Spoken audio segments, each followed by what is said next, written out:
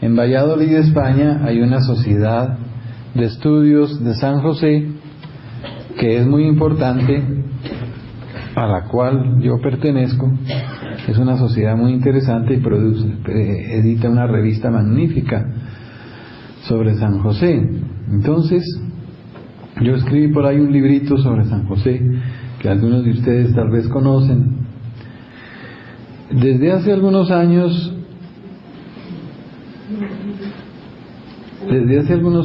yo comencé a estudiar San José.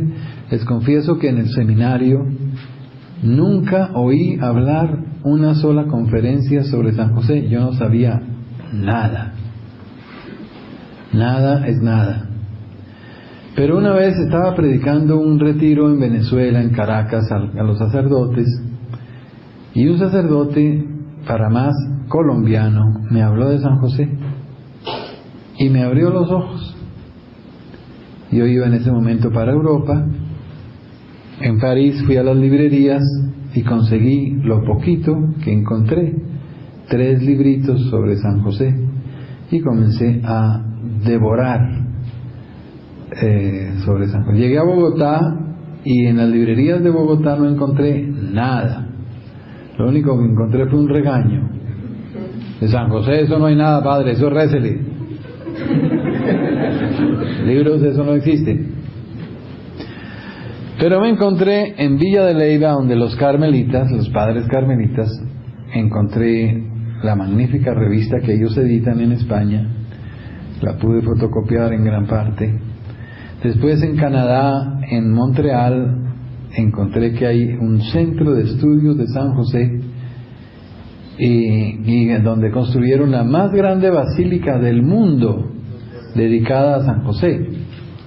Se llama el Oratorio de San José. La construyó un hermanito, se llama el hermano Andrés Basset.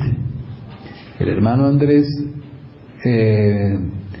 tenía una gran devoción a San José y tenía una lamparita de aceite, y con el aceite de la lamparita el hermano Andrés ungía a los enfermos y hubo miles de curaciones, pero miles de curaciones. Cuando murió el hermano Andrés en 1942, el desfile delante de su féretro fue de 1 o 2 millones de personas en Montreal. Ya lo beatificó el Papa y seguramente lo va a canonizar, el gran devoto de San José. Entonces yo comencé a descubrir San José, a conocer, a descubrir qué cosas que no tenía, pero ni la más remota idea. ¿Qué descubrí? Descubrí que la devoción a San José comenzó a tomar fuerza en la iglesia, especialmente después de la Segunda Guerra Mundial. Y de ahí para acá, de los años 40 para acá, la devoción a San José comenzó a volverse popular en el mundo entero.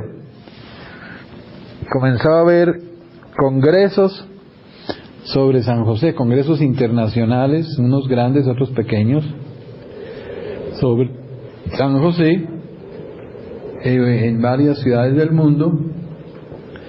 Comenzaron a editarse revistas serias de teología en Canadá y en España y en otras partes. Comenzaron a publicarse libros, estudios. Yo no tenía nada, ahorita tengo una bibliotequita solo de San José. Debe haber unos 300 títulos por lo menos ahí. Ya no tengo tiempo de leer todo lo que ha llegado de San José, es demasiado. Comenzaron a publicarse tesis doctorales en las universidades pontificias de Roma y en otras partes sobre San José. En fin, comenzó a haber una literatura cada vez más abundante, cada vez más extensa, con estudios muy serios, muy reposados, muy sabios, muy técnicos, es decir, mucha cosa muy importante sobre San José. El Papa León XIII publicó la primera encíclica sobre San José en 1889 y Juan Pablo II publicó también una en 1989, 100 años después. Se llama Redentoris Custos, quiere decir custodio del Redentor. Entonces, esa encíclica me sirvió porque yo tenía mi librito sobre San José ya preparado, pero cuando el Papa habló, dijo cosas que confirmaban. ¿Qué podemos decir entonces? Primer punto, la parte humana de San José. San José desciende del rey David, era de la familia real. Y por eso muchos teólogos dicen que si la familia del rey estuviera reinando, José tendría derecho a ser rey. O sea que no era cualquier pintado en la pared, era un heredero del trono de Israel, descendiente directo por línea paterna del rey David. Nació entonces en la ciudad de David, que era ¿cuál? Belén. Cuando ustedes vayan a Belén, vayan a Tierra Santa, si la guerra los deja entrar a Belén, porque a veces no puede uno entrar, después de que visiten la iglesia de la Natividad donde nació nuestro Señor, enfrente hay una placita donde cogen taxi, se montan en un taxi y le dice: lléveme al monasterio de las Carmelitas. En Belén, a un kilómetro por ahí del centro del pueblo, hay un monasterio de las Carmelitas Descalzas, las monjitas de Santa Teresa, construido en el sitio donde nació el rey David y donde vivió su familia durante muchos años, y donde nació San José. Monasterio de las Carmelitas de Belén está edificado en el sitio donde nació San José. Allá nació San José, en Belén, era una finca que quedaba a 1 kilómetro del centro del pueblito, hoy ya es una ciudad. Era el tercero entre los hijos de la familia, y desde niño fue muy piadoso, muy religioso. Por ese tiempo había un monasterio de monjes judíos que se llamaban los esenios, que vivían no muy lejos de Belén y vivían en castidad completa. Hacían voto de castidad, de consagrarse a Dios, y renunciaban a las relaciones sexuales. Aún más, había algunos que vivían en pareja de castidad, hombre y mujer, pero en castidad perfecta, sin tener relaciones sexuales. Eso duró un tiempo, pero después se degradó, se degeneró, y hubo que acabarlo porque ya vivían no en castidad, sino en vida marital, y eso se terminó. Pero durante unos años o siglos, 3 siglos, se perduró la idea, y hubo muchas parejas que trataron de vivir en castidad perfecta. San José conocía eso como lo mismo que todos los demás judíos de su tiempo. Era una cosa muy conocida, y él, que vivía cerquita, porque estos monjes judíos vivían en el Qumran, y el Qumran queda cerca de Belén, a unos pocos kilómetros, no podía él ignorar que había gente que vivía así en castidad. ¿Qué pasó después? Resulta que cuando los jóvenes llegaban a la edad de matrimonio, que era muy joven, porque los matrimonios entre los judíos eran jovenciticos, las niñas las casaban a los 12 años, 13 años, aún todavía hoy entre los árabes, y a los muchachos a los 15. Cuando la Virgen llegó a la edad de casarse, pongámosle, no le pongamos 12 años, pero sí por ahí unos 15, y San José unos 20, los sumos sacerdotes sabían que ambos, José y María, descendían de la familia de David. Entonces, ¿qué pasó? Aquí el Evangelio no dice nada, pero tenemos que suponer que sucedió lo que sucedía con todos los demás personajes de ese tiempo. Los sacerdotes llamaban al muchacho y le decían: mire, usted desciende de esta rama del rey David, y esta niñita también desciende de esta rama del rey David. Luego, lo más lógico es que ustedes se casen, porque ambos descienden del rey y así se asegura la descendencia davídica, es decir, el Mesías nace de personas que descienden del rey David. Entonces los sacerdotes preparaban todo para el matrimonio de esa parejita de descendientes del rey, y esa parejita no tenía derecho a disentir y a decir que no, porque les imponían eso por obediencia a las tradiciones judías, y los judíos eran muy afectos y apegados a todas sus tradiciones, mucho más las que tenían que ver con el Mesías. Entonces ellos debieron llamar a José y a María, debieron presentárselos el uno al otro: mire, este es José, descendiente del rey, y esta es María, lo mismo, y ustedes, por ser ambos descendientes del rey, les corresponde el matrimonio. Y los muchachos no tenían derecho a decir no, les tocaba.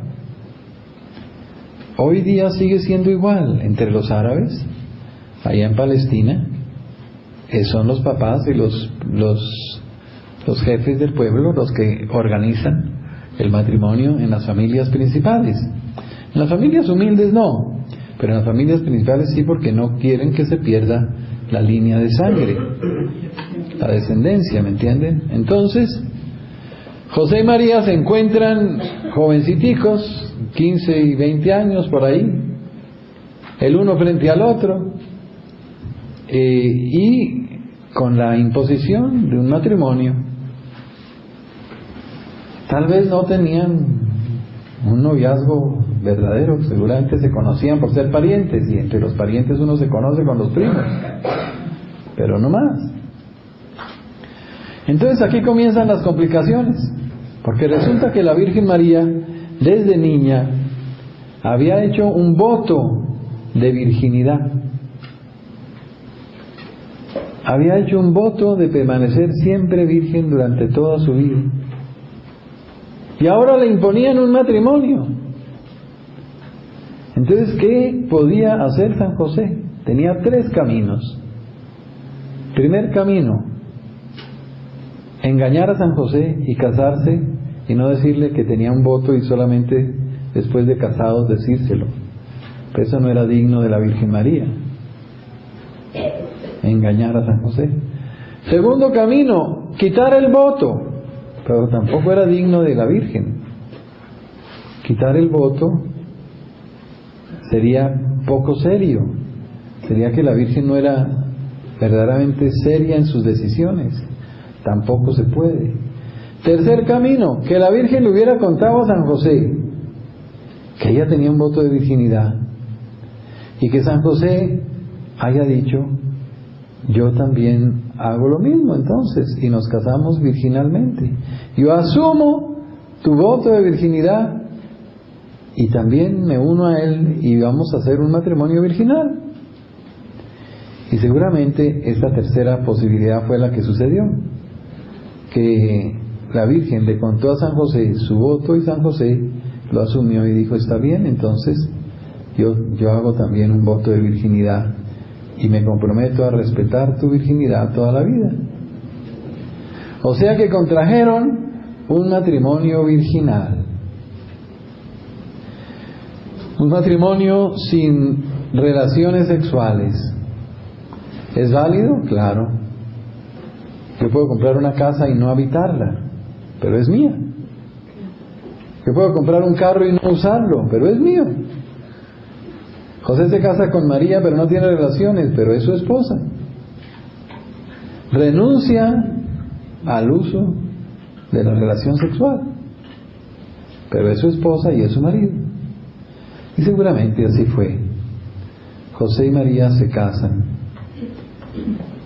Pero entonces las complicaciones aumentan. ¿Por qué? Porque la Biblia dice que José era un varón justo.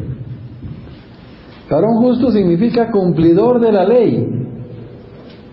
Y para cumplir la ley hay que conocerla, ¿sí o no? ¿Cómo cumple uno la ley si no la conoce? ¿Cómo la cumple? Entonces, José conocía la ley. La ley estaba escrita en la Biblia. Tenía que conocer la Biblia. Y más si había conocido a los esenios, que eran monjes judíos dedicados a la Biblia, más tenía que conocerla. Y en la Biblia, ¿qué era lo más importante? Lo más importante en la Biblia eran las profecías relativas al Mesías. Las profecías relativas al Mesías eran lo más importante. Y entre esas profecías había dos, que eran las más importantes de las más importantes, que decía que el Mesías nacería de una virgen de la familia de David. De una virgen, eso está en Isaías capítulo 7, versículo 14. De la familia de David está en el segundo libro de Samuel, capítulo 7, versículo 11 y siguientes. Isaías 7:14, segundo Samuel 7:11. Casi es igual, 7:14 casi, para que no se me olvide. Entonces, José tenía que saber, en los planes de la providencia de Dios, que el Mesías nacería de una virgen de David. Piensen lo siguiente: ¿qué debió pensar San José cuando acepta casarse con una virgen de David, sabiendo que la Biblia dice que la madre del Mesías sería una virgen de David? ¿Qué se le pudo pasar por la mente a San José? Claro, que ella podía ser la madre del Mesías, porque cumplía las condiciones mínimas, ser una virgen de David. ¿Sí o no? Si a José le dicen, usted se tiene que casar con una virgen de David, y él en la Biblia sabe que está escrito que la madre del Mesías será una virgen de David, lo menos que puedo pensar es, María cumple las condiciones para ser la madre del Mesías. Entonces, ¿qué pudo pensar José? Dijo, ¿y si eso sucede, qué pasaría? Si Dios escoge a María para ser la madre del Mesías, madre virginal, ¿yo qué pitos toco en ese entierro? ¿Yo qué haría? Me tocaría irme y dejar a María libre, porque si me quedo, si María es madre del Mesías virginalmente y yo me quedo a su lado, todo el mundo va a creer que yo soy el papá. Voy a falsear la verdad, voy a usurpar una paternidad que nadie me ha dado. ¿Sí o no? Si él se queda al lado de María, todo el mundo dice, pues él es el papá. Entonces, en ese caso, si Dios llegara a escoger a María, me tocaría irme, dejar a María libre, dejarla sola, para que todo el mundo sepa que yo no soy el papá, sino que es virginal. Todo eso debió dar vueltas en la cabeza de José. Yo creo que pasó varias noches sin dormir pensando, ¿qué haría yo si María es escogida por Dios? Se casan. José no tenía nada todavía preparado para llevar a María, porque como el matrimonio se lo imponían así rápidamente, los pobres chinos no tenían nada listo. Entonces tenían permiso de quedarse cada uno en su casa mientras el pobre José alistaba una casita en algún sitio de Nazaret para irse a vivir allá. Y en ese momento, mientras están viviendo separados, llega la Anunciación. El ángel Gabriel se aparece a la Virgen María y le dice que va a ser la madre del Mesías. Y la Virgen dice que sí, he aquí la esclava del Señor, hágase en mí según tu palabra. ¿Se acuerdan? ¿Qué nos han dicho siempre? ¿Qué había yo escuchado en los sermones de la parroquia? que la Virgen no le dijo nada a San José por una humildad infinita de su corazón, y se fue a visitar a su prima Isabel. Y cuando llegó donde Isabel sí sabía que la Virgen era la Madre de Dios, y dijo: ¿de dónde a mí que la Madre de mi Señor venga a verme? Pero José no estaba presente porque él no fue a la visitación. La Virgen se fue sola, y por eso San José no supo nada. Y a los 3 meses, cuando la Virgen María regresó a Nazaret, San José vio que la Virgen estaba esperando un niño y pensó que había sido un adulterio, un pecado, un crimen, una cosa, y decidió repudiarla en secreto. ¿Sí o no? Eso es lo que hemos oído todos, ¿no? ¿Verdad? Y todo eso es pura mentira. Miren, aquí yo doy retiros para novios y les digo: miren, mis hijos, el matrimonio perfecto es el matrimonio de San José y la Virgen María. ¿Qué tal que yo les dijera: lo que pasa es que la Virgen no le contaba nada a su marido y lo dejaba sumido en las tinieblas de la angustia y de la duda, porque San José no era a la altura de María, no era digno de recibir la confidencia de la Virgen María, y ella en su humildad prefirió guardar silencio, y a José que se lo come el tigre. Y ese es el matrimonio perfecto. ¡Qué maravilla! Los novios se codearían el uno al otro y decían: aténgate, si eso es un matrimonio perfecto, ¿cómo será el nuestro? Y entonces San José, ante la ignorancia de lo que había pasado, decidió repudiar a María Santísima, pero por pura lástima. Lo hizo en secreto para que nadie supiera, no ahí la apedrearan, porque a las adúlteras los apedreaban, y la Virgen María se exponía a ser apedreada. Eso lo hemos oído todos. Por eso yo escribí ese librito, para mostrar que las cosas no pudieron ser así. Se llama José, esposo de María. Entonces, ¿cómo debió ser? Yo no digo tuvo que ser así, sino digo no pudo ser de otra manera. ¿Cómo no pudo ser de otra manera? Lo primero es que la Virgen no le podía ocultar nada a San José. Si ella era una buena esposa y San José era un buen marido, ¿cómo la Virgen le iba a callar lo que había pasado de la aparición del ángel, y que el ángel la había escogido, que Dios la había escogido para ser la madre del Mesías? Lo primero que hizo fue esa mañana: José iba todas las mañanas a tomar tinto allá a donde la Virgen, mientras arreglaba la casita, la casalote de los laches allá para llevarse a María, y cuando llegó la encontró deslumbrante, con un rostro tan bello. San José dijo: ¿qué pasó? Y la Virgen, con lágrimas, le contó todo. Esa misma mañana que el ángel se le apareció, que le dijo que ella iba a ser la madre del Mesías, y que ella dijo sí. Pues es lo más normal, ¿sí o no? ¿Cómo podemos pensar que la Virgen engañó a San José? Eso es indigno de la Virgen, indigno de San José. La Virgen le contó todo, y aquí entra Juan Pablo II. En su encíclica dice: José fue el primero que compartió el misterio de la encarnación, antes que la prima Isabel. La Virgen recibió la anunciación del ángel y ese mismo día salió a pie a buscar a su prima Isabel, y llegó a los poquitos días a donde Isabel. Isabel ya sabía que la Virgen era la Madre de Dios, y por eso Isabel dice: ¿de dónde a mí que la Madre de mi Señor venga a verme?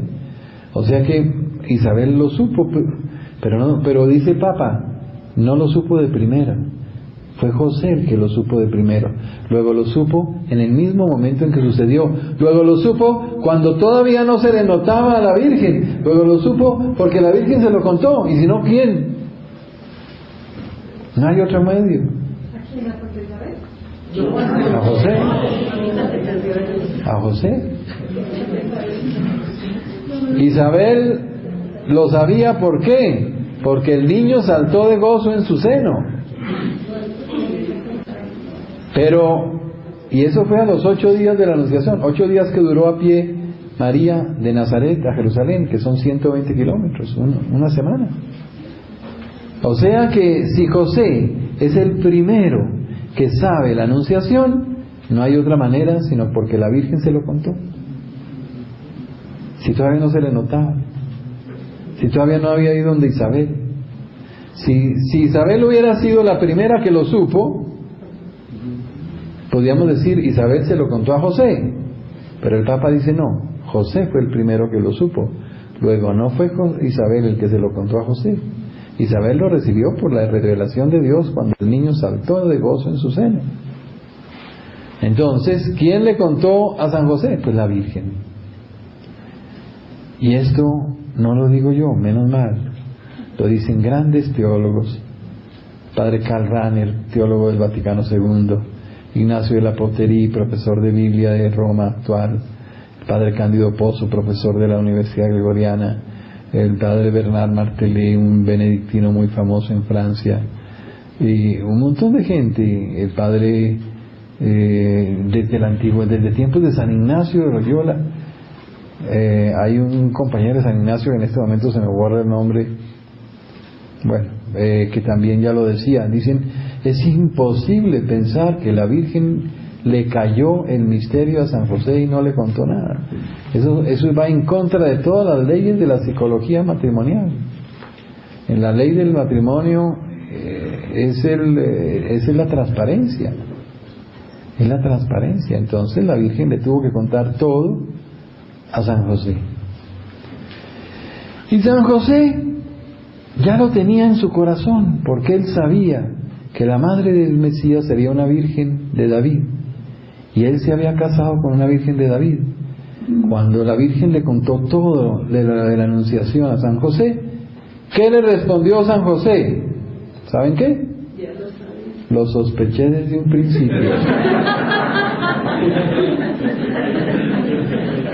Lo sospeché desde un principio. No contaban con mi astucia. San José ya lo sabía.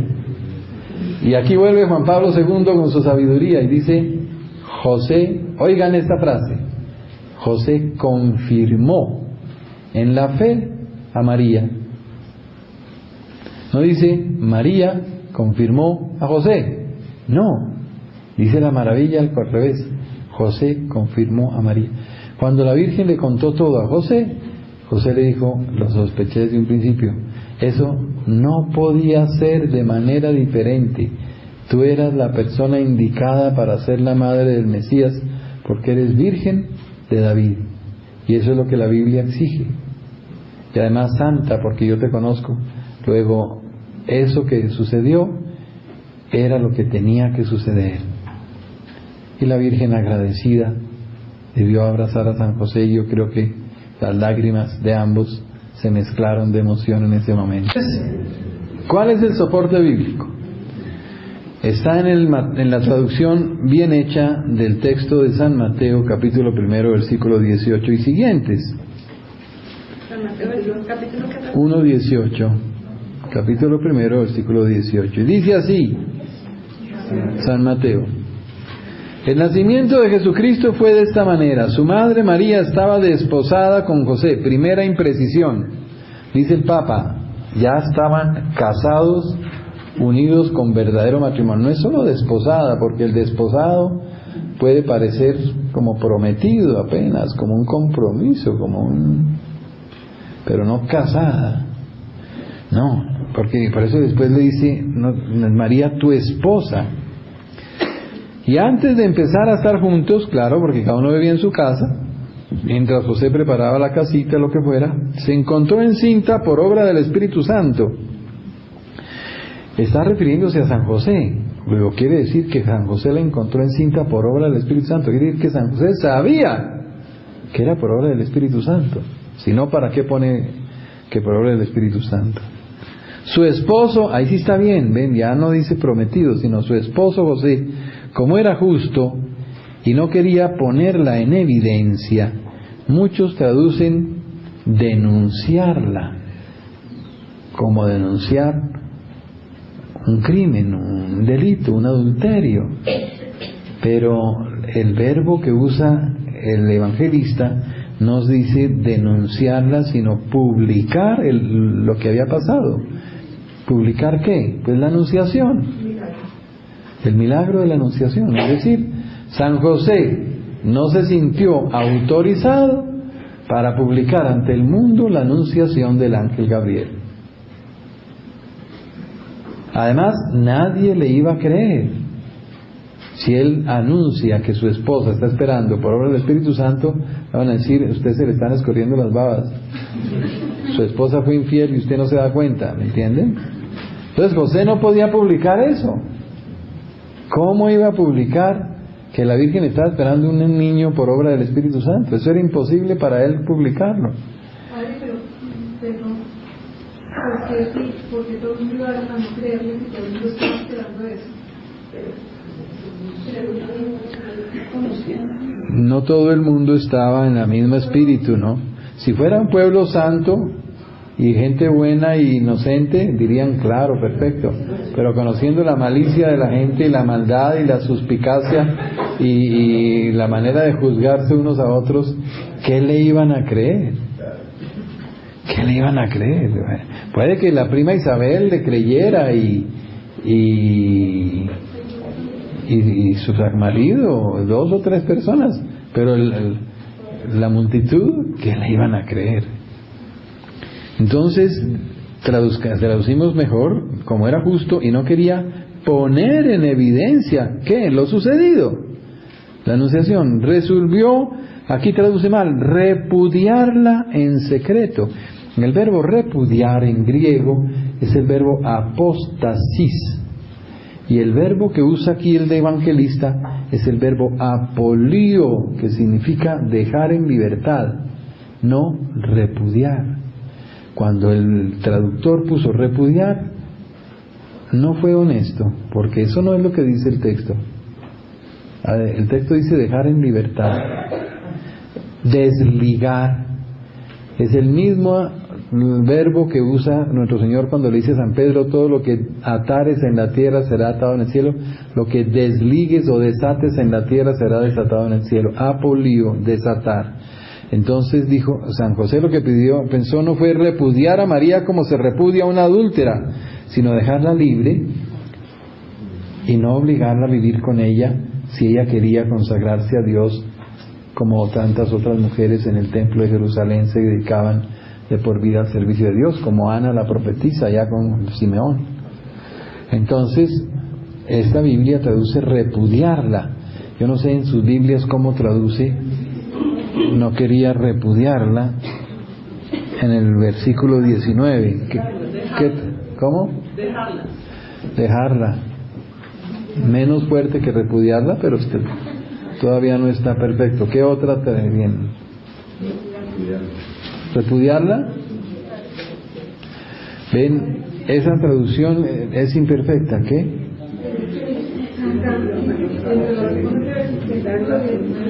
En la nota dice: los escritores judíos suponían un compromiso tan real que al prometido se le llamaba ya marido, y no podía dejar libre más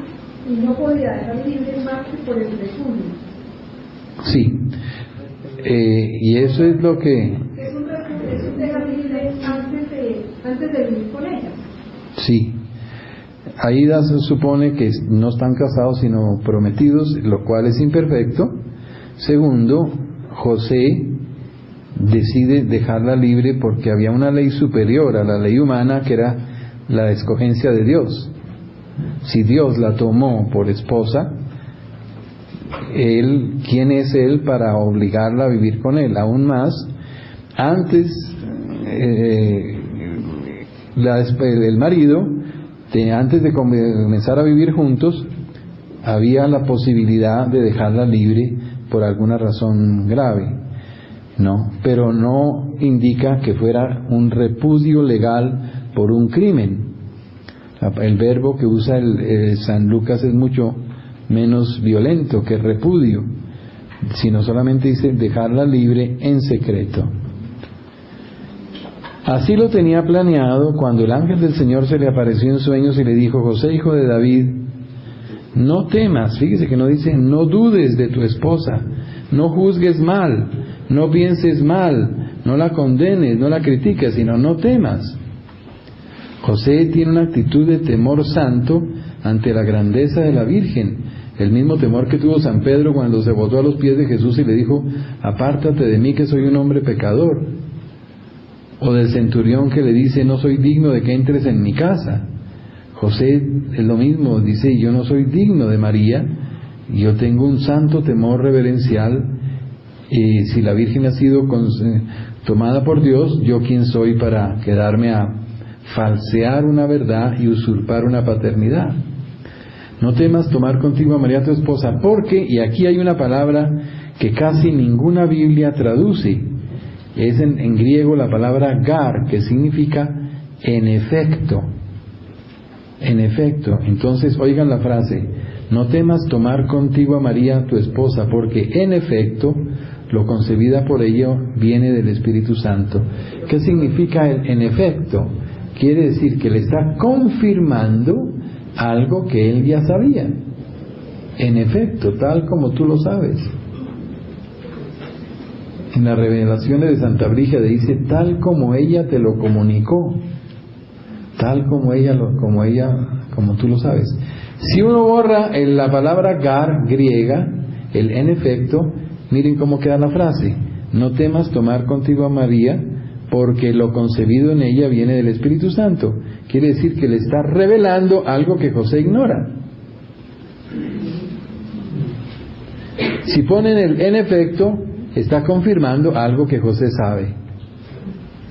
Por eso los traductores son pícaros, porque cuando no entienden algo lo suprimen. Y aquí este traductor, como no entendió por qué decía en efecto, lo suprimió. Y eso no está bien. Si lo decía, ha debido ponerlo, aunque no entendiera por qué. No temas tomar contigo a María tu esposa, porque en efecto lo concebido por ella viene del Espíritu Santo. Entonces, José decide irse. Oigan otra vez a Juan Pablo II. Dice Juan Pablo II, José decide irse para no poner trabas al plan de Dios que se estaba realizando en María. No dice, José decide irse porque duda de la integridad de María, porque ignora el plan de Dios, porque no sabía la anunciación, porque no conocía lo que había pasado. No, porque conocía todo demasiado bien y no quería poner trabas al plan de Dios que se estaba realizando en María. ¿Ven? El Papa es una maravilla. En 3 frases confirma todo lo que hemos dicho. Primera, José fue el primero que conoció el misterio de la encarnación, antes que la prima Isabel. ¿Cómo? A la Virgen se lo contó. Segunda, José confirmó a María en la fe, porque José lo sospechó desde un principio. Tercera, José decide irse para no poner trabas al plan de Dios, porque lo conocía. Porque lo conocía.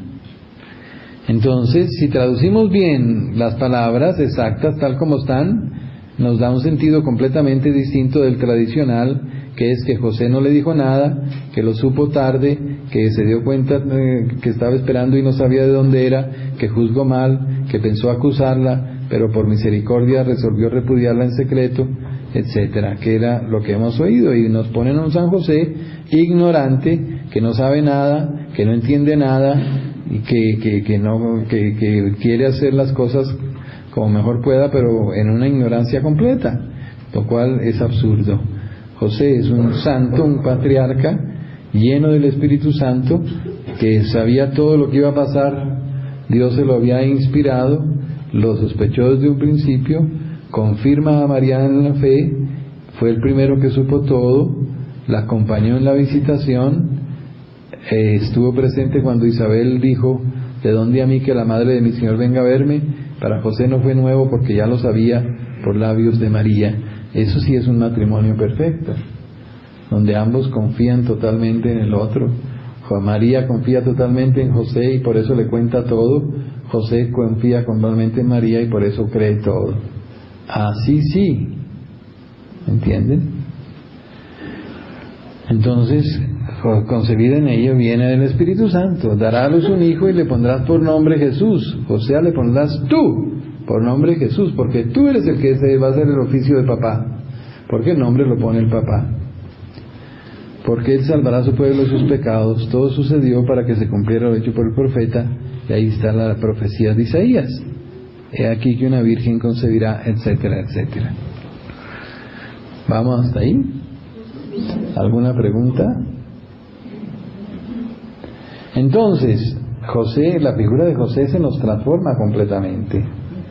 Un hombre sabio, un hombre prudente, un hombre inspirado por el Espíritu Santo, un hombre obediente, un hombre totalmente dócil. Cuando el ángel le dice, levántate, toma al niño y a su madre y vete a Egipto, dice, se levantó inmediatamente. Inmediatamente. Tomó de noche al niño y a su madre, dice, no se esperó a que amaneciera. Y no tenía luz eléctrica, ni había bombillos en las calles, ni había linternas. De noche se fueron a pie o en su burrito, qué sé yo, en esa oscuridad, huyendo de Egipto, de Herodes. Y caminaron 1000 kilómetros de Jerusalén al Cairo. Hay la tontería de 1000 kilómetros, es decir, 1 mes y medio, 2 meses caminando. Gracias al dinero que los Reyes Magos le habían dejado, tuvieron con qué sobrevivir. Y se instalaron en un sitio en Egipto que se llama Matarea, de donde viene ese pequeño bordado, esa artesanía que está ahí en el coso. Ese viene de allá, de donde José y María vivieron. Es la iglesia de San Sergio, en el Cairo. Y ahí estuvieron 3 años y medio, hasta que murió Herodes. Y regresaron, pero viendo que en Jerusalén reinaba un hijo de Herodes, dijeron, esto es peor que el papá, vámonos para otro lado, y se fueron a Nazaret, porque allá vivía la familia de la Virgen y allá iban a estar más protegidos y más. Y Nazaret pertenecía a otra provincia donde Herodes no tenía nada que ver, entonces allá iban a estar más escondidos. Pero vivían, como dicen las señoras, con el credo en la boca, porque tenían siempre miedo de que los soldados, la gente, descubrieran al niño Dios que Herodes había mandado buscar tan afanosamente, y por el cual había hecho matar a los niños de Belén. Entonces siempre vivían con ese miedo. Cuando a los 12 años de edad el niño se perdió en el templo, ¿se acuerdan? Y lo encontraron al 3er día, ¿no es verdad? No reconocieron que el niño era de Belén. ¿Saben por qué? Porque los galileos tenían un acentico en el hablado, un acentico paisa, ¿no es verdad? En el hablado. Y entonces el Jueves Santo, cuando San Pedro estaba calentándose en la hoguera, salieron y dijeron, usted también es discípulo de ese hombre, porque usted también es Galileo, su habladito lo delata. El mismo habladito que delató a San Pedro escondió al niño Dios, porque ellos vieron que era un paisita Galileo y no se imaginaron que fuera el tan buscado niño de Belén. Entonces el habladito paisita de los galileos disfrazó al niño Dios y no lo reconocieron. Siguieron viviendo en Belén, en Nazaret, después de esto, y Jesús iba creciendo, dice el Evangelio, en edad, estatura, sabiduría y gracia ante Dios y ante los hombres. Y Jesús, que conocía la Biblia mejor que nadie, se la explicaba a San José y a la Virgen y a los que venían a la casita de Nazaret. Y poco a poco se fue formando como un pequeño grupo de oración, como una pequeña escuelita, un grupito donde los amigos y los parientes venían los sábados a escuchar a Jesús, que por las tardes, después de la ceremonia en la sinagoga, les explicaba la Biblia. Y explicaba la Biblia en una forma completamente distinta a como los fariseos y los doctores de la ley los explicaban.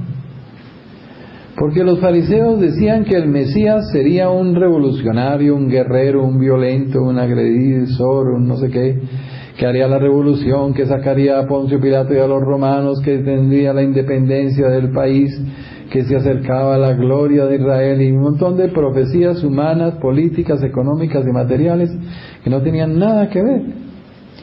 Y Jesús explicaba la Biblia en una forma completamente distinta, que el Mesías sería un varón de dolores, el hombre sufriente, el sacrificio, toda la parte diferente de la política y del triunfalismo judío, y mostrando un Mesías sufriente, un Mesías espiritual, un Mesías que viniera a redimir al mundo de sus pecados y no a enriquecer a Israel con plata y dinero y ejércitos, que era lo que los judíos esperaban. Entonces los doctores de la ley se morían de la rabia de que a la gente le encantaba ir a escuchar a Jesús, y comenzaron a hacerle la vida amarga, tanto que se tuvo que ir de Nazaret a vivir a Cafarnaúm. Cuando después llegue la vida pública y Jesús regrese a Nazaret, donde se había criado, pero donde ya no vivía.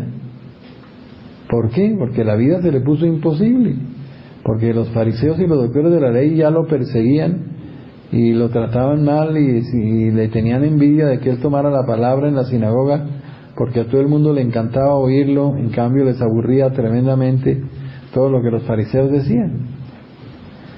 Entonces se fueron de Nazaret a vivir a Cafarnaúm. Y nuestro Señor, que les explicaba la Biblia a María y a José, no les doraba la píldora, ni les iba a decir, no, todo va a ser lindo, vamos a hacer el reino de Dios, eso va a ser el triunfo, van a ver, no se preocupen, todo va a ser chévere. Cuando las profecías decían otra cosa: varón de dolores, conocedor del sufrimiento, será arrancado de la tierra de los vivos, dice Isaías. ¿Qué quiere decir eso? Que lo iban a matar, que iba a sufrir. Eran nuestros dolores los que llevaban, nuestros crímenes los que soportaba, recibió el castigo que nos trae la paz, etcétera, etcétera, etcétera. Con sus llagas fuimos curados. Todo lo que dice la Biblia mostraba que era un Mesías sufriente y no un Mesías triunfalista. Por eso San José sabía que cuando Jesús se fuera a cumplir su misión y a predicar, lo iban a matar. Y nuestro Señor nunca le dijo, no, tranquilo, eso no pasa nada. No, Jesús sabía que y se lo anunció a los apóstoles muchas veces. He aquí que subimos a Jerusalén, donde el Hijo del Hombre será entregado en manos de los judíos, de los fariseos, de los doctores de la ley, de los romanos, de los paganos, y lo azotarán y lo crucificarán, etcétera. ¿Cuántas veces no se lo anunció a los apóstoles? Y ellos no entendían nada.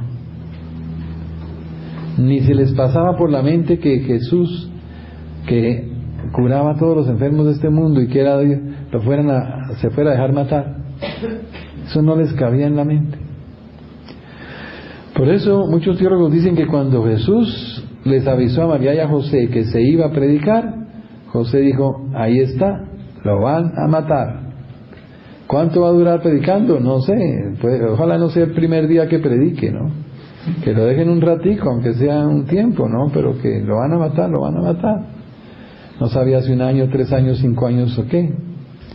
Y por eso dicen los teólogos que cuando Jesús les avisa a María y a José que se va a predicar, dicen, esto mató a San José. Porque San José dijo, eso es meterse en la boca del lobo. Jesús se va a que lo maten. Y por eso dicen muchos teólogos, esto fue lo que mató a San José, saber que Jesús se iba a que lo mataran. Y él no resistía ver ese espectáculo, como que él prefirió morirse antes que tener que presenciar lo que a la Virgen le tocó, todo lo que a la Virgen le tocó, la pasión que vimos en la película. Y así es que José muere antes de que Jesús cumpla los 30 años y se vaya a predicar. O sea que, ¿de qué edad murió San José? Si tenía 20 cuando nació Jesús y 30 cuando murió, tenía 50 años. Era un chino chiquito. Por eso el Concilio de Trento prohibió hacer imágenes de San José anciano, pero todo el mundo las sigue haciendo. Dime.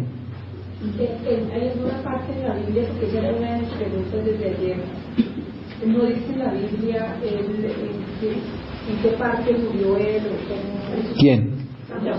Nada. ¿No dice nada? Nada. La Biblia no dice sino lo mínimo esencial referente a Jesús. Punto. Ni de María ni de José dice nada. Porque la Biblia es un resumen brevísimo de todos los acontecimientos y no trae sino lo mínimo necesario. Pero del nacimiento de José y María, nada. De la muerte de la Virgen María, nada. De la muerte de San José, nada. De la Virgen, ¿qué sabemos? Que en la cruz nuestro Señor se la encomendó a San Juan. Y ahí a tu hijo y a tu madre. Al principio vivieron un tiempito en Jerusalén. Cuando se desencadenó la persecución de los judíos contra los cristianos, salieron volando y se establecieron en Éfeso. Éfeso queda actualmente, todavía existe, ¿no? En Turquía, un poquito al sur de Constantinopla.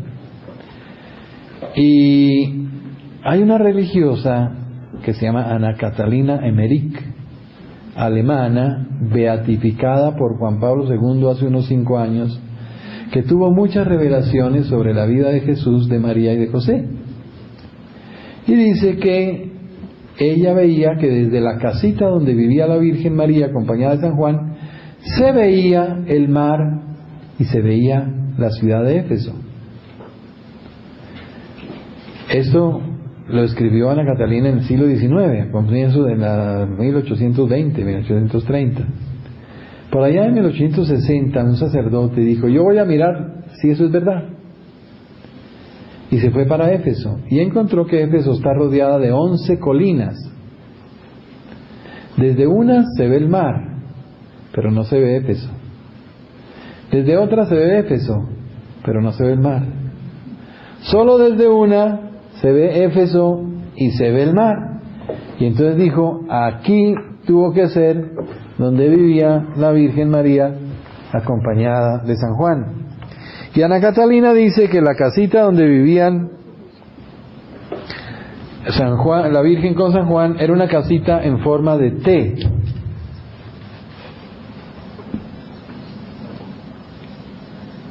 Que tenía acá en el centro 3 cuartos con una puerta en la mitad y acá 2 cuartos pequeños que eran como alcobas.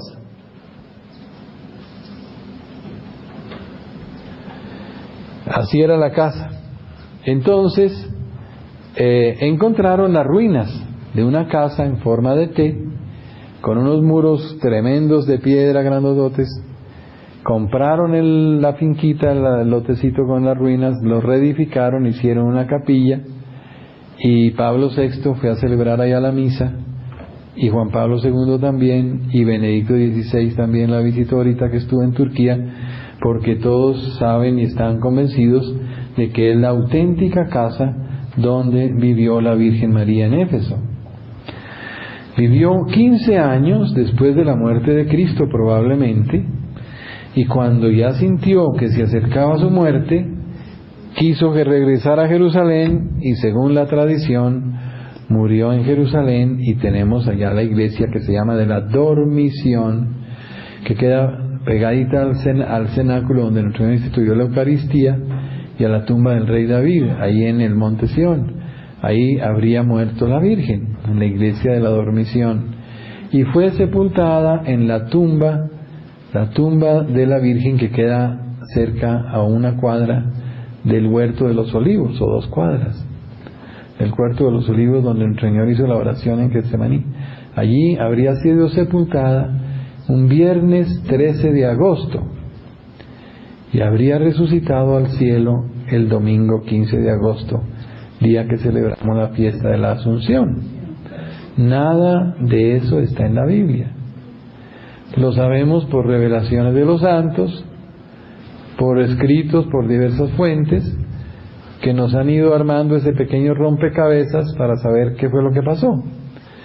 De San José, entonces, él, según también se dice en las leyendas antiguas y tradiciones, habría muerto cuando Jesús anunció que se iba a predicar.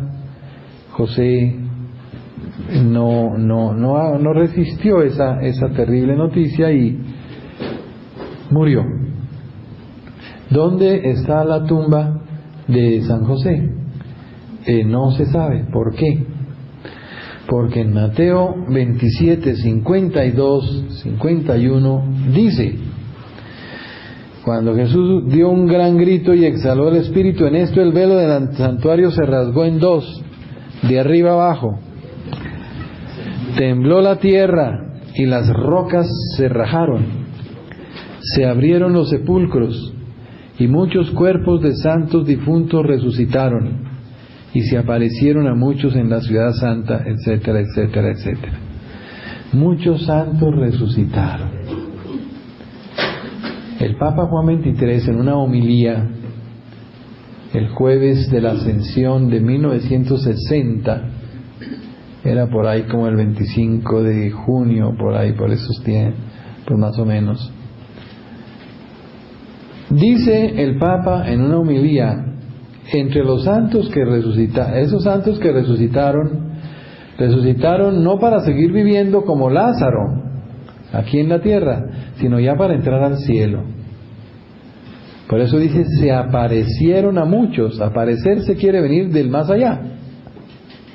Quiere decir venir del más allá. O sea que esos santos venían ya de la gloria. ¿Qué santos resucitaron? Dice el Papa, los más grandes santos del Antiguo Testamento. ¿Quiénes? San José, San Juan Bautista, Moisés, quién sabe quién más. Muchos. Entonces dice, concluye el Papa, podemos creer, no dice debemos, sino podemos creer que San José y otros cuantos santos ya están resucitados en cuerpo y alma en el cielo.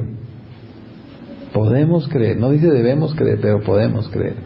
Por eso la tumba de San José no existe, porque San José está ya glorificado en cuerpo y alma en el cielo. ¿Kiki, vas a preguntar algo?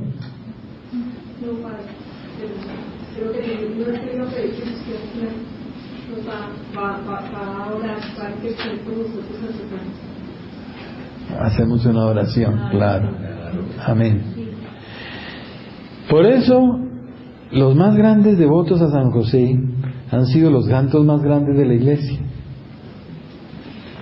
San Agustín, San Jerónimo, San Bernardo, San Francisco de Sales, Santa Teresa de Jesús, Juan XXIII, Juan Pablo II.